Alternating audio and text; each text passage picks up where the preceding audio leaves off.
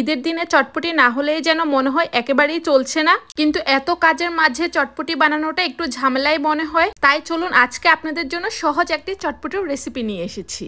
10 মিনিটে কিন্তু এই চটপটিটি বানিয়ে নিতে পারবেন।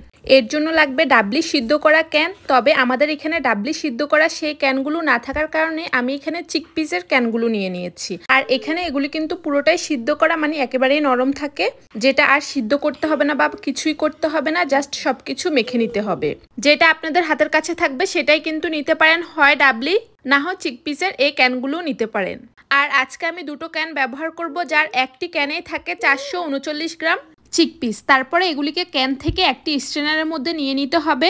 তারপর ভালোভাবে পানি দিয়ে ধুয়ে নিতে হবে। যদি কারো হাতে সময় থাকে তাহলে কেউ চাইলে কিছু পানি গরম করে তারপর সে পানিগুলোর মধ্যে এই চিকপিসগুলো ঢেলে দিয়ে 5-6 মিনিটের মতো বলক উঠিয়ে নিতে পারেন।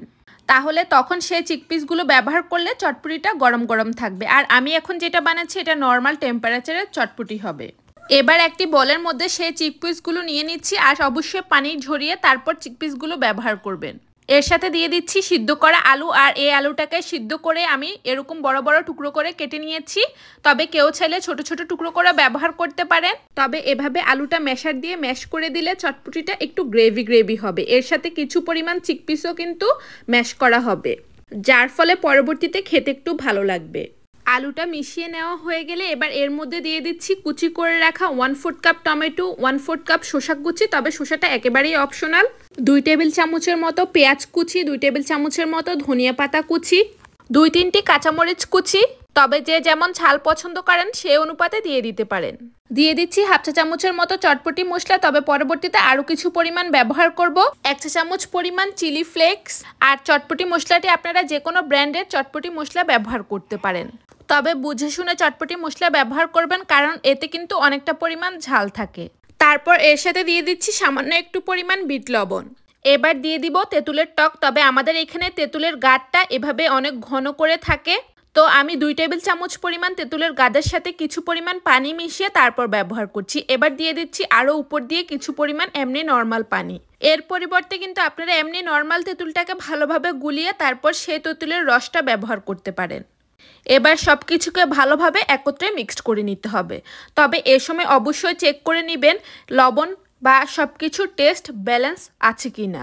যদি মনে হয় লবণের পরিমাণটা একটু বাড়িয়ে দিতে হবে বা বিট লবণ দিলে মজা হয়, অথবা চটপটির মশলা একটু বাড়িয়ে দিলে বেশি ভালো হয়, সেই অনুপাতে বাড়িয়ে কমিয়ে দিয়ে নেবেন। টেস্ট করার পর আমার কাছে মনে হয়েছে এতে লবণের পরিমাণ কম আছে, তাই আমি এর মধ্যে আরও একটু লবণ দিয়ে নিচ্ছি। আর সবশেষে এর মধ্যে দিয়ে দিচ্ছি 1 ফালি লেবুর রস। তবে আপনাদের হাতের কাছে দেশীয় লেবুগুলো থাকলে চেষ্টা করবেন লেবুর চামড়াটা কিছু পরিমাণ ব্যবহার করতে, তাহলে খেতে আরও বেশি মজাদার হয়।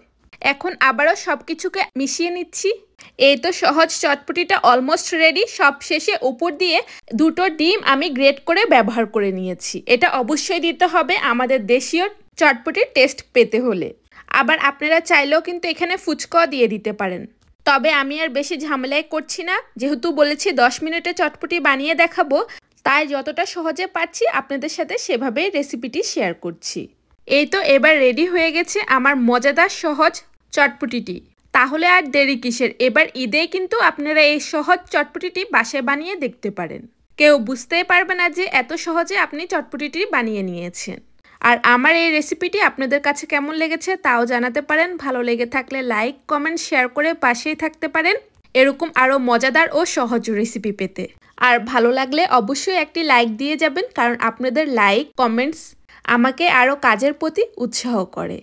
আরও একটি কথা বলে রাখি, যারা ডায়েট করছেন তারাও কিন্তু চাইলে এই খাবারটি খেতে পারেন। এটা খেলে যেমন আপনার পেট ভরবে, তেমনি এটা স্বাস্থ্যের জন্য খুবই ভালো।